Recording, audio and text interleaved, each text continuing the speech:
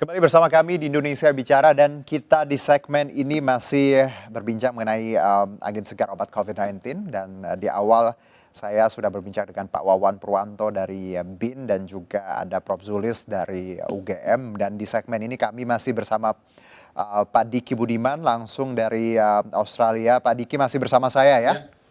Iya, Mas Juno. Oke, Pak, kita tahu di luar ya tadi kritik dan saran yang ditujukan untuk pemerintah. Kita perlu mengapresiasi bahwa Indonesia ini salah satu negara yang punya, let's say, memasuki tahap penting dalam pandemi ini. Ya, untuk vaksin kita ada di uji klinis tahap 3, untuk obat juga ini ada di uji klinis tahap 3. Nah, Anda melihat dari dua item ini, pemerintah harusnya seperti apa dan bagaimana kita tadi menghasilkan hasil yang baik, entah itu di vaksin atau di obat. Ya, terima kasih Mas Juno. Jadi ingin sekali saya menegaskan bahwa dalam pandemi itu setiap pandemi tentu punya karakter. Ya. Baik. Karakter dari pandemi, karena saya peneliti pandemi, saya ingin menegaskan bahwa karakter dari pandemi COVID-19 ini, jadi karakter dari pandemi COVID-19 ini mencirikan dan juga memiliki potensi bahwa dia tidak akan hanya bisa diselesaikan dengan katakanlah adanya vaksin ataupun adanya obat.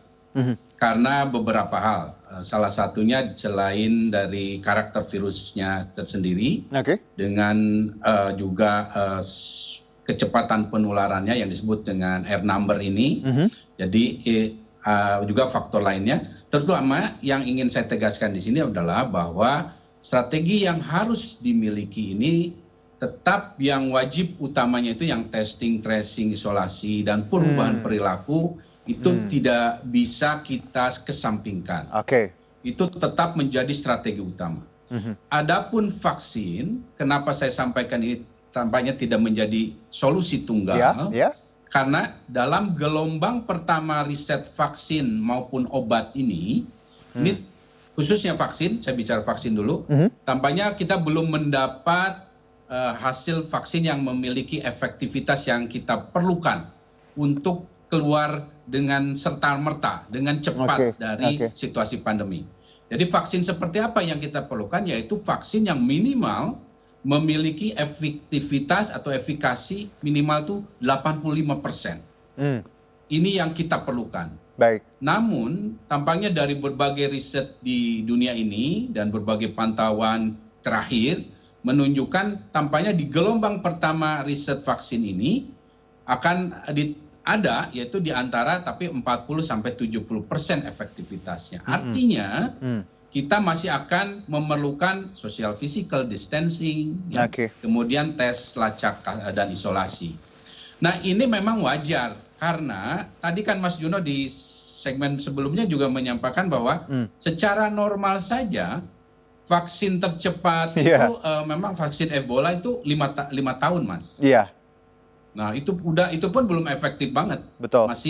Masih ada kekurangan dan artinya belum bisa juga menyelesaikan. Masih terjadi ledakan-ledakan. Ini yang saya sebut yang minimal 85% pun yang akan terjadi, belum akan terjadi untuk COVID-19. Yang tercepat itu penemuan vaksin Zika, itu 18 bulan. 18 Tapi bulan. itu juga itu pun belum efektif, ya sesuai dengan target. Namun mekanisme penemuan Zika yang memang cepat, jalur cepat itu dipakailah pada riset vaksin saat ini. Gitu sehingga itulah sebabnya para ahli dunia ini bisa optimis 18 bulan kita akan bisa menghasilkan vaksin. Karena sudah ada contoh ya keberhasilan yaitu dari vaksin Zika. Namun sekali lagi efektivitasnya itu yang kita harus realistis. Kenapa itu disebut jangan terlalu euforia? Artinya supaya maksudnya bukan mematahkan semangat, tetapi kita jangan sampai abai terhadap melakukan pencegahan. Abai terhadap daerah-daerah ini harus meningkatkan cakupan testingnya. Karena ini nggak akan selesai demikian saja, termasuk untuk obat. Nah, obat ini pun kan kenapa adanya koktail, istilahnya tuh koktail Mas, dalam saya akan terlibat di pandemi pandemi HIV, di obat HIV saja ditemukan kurang lebih 20 tahun setelah terjadinya pandemi HIV. Itu yang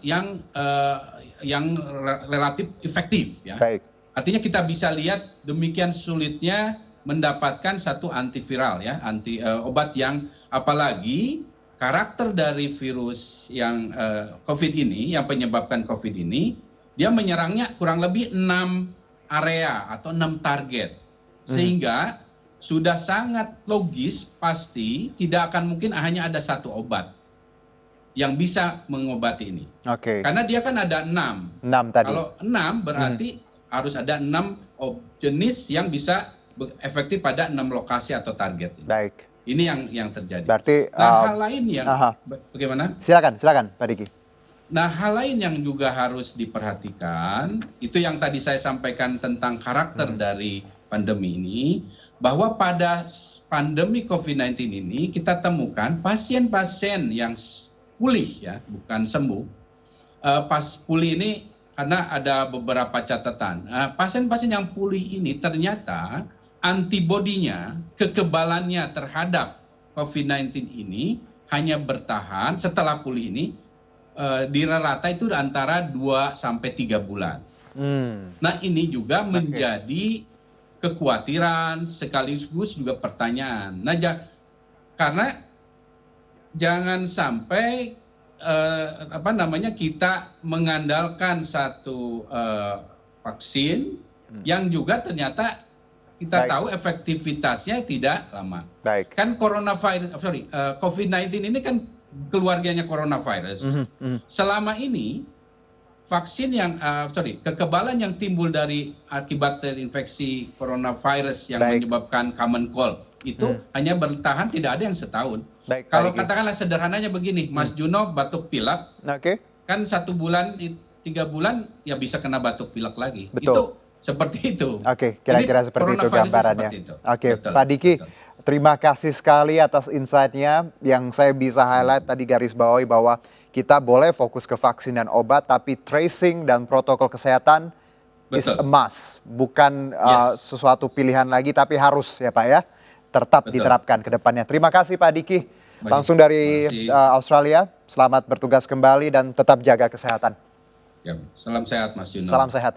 Demikianlah Indonesia Bicara hari ini, mewakili seluruh kerabat kerja yang bertugas. Saya Herjino Syaputra undur diri. Terima kasih dan sampai jumpa.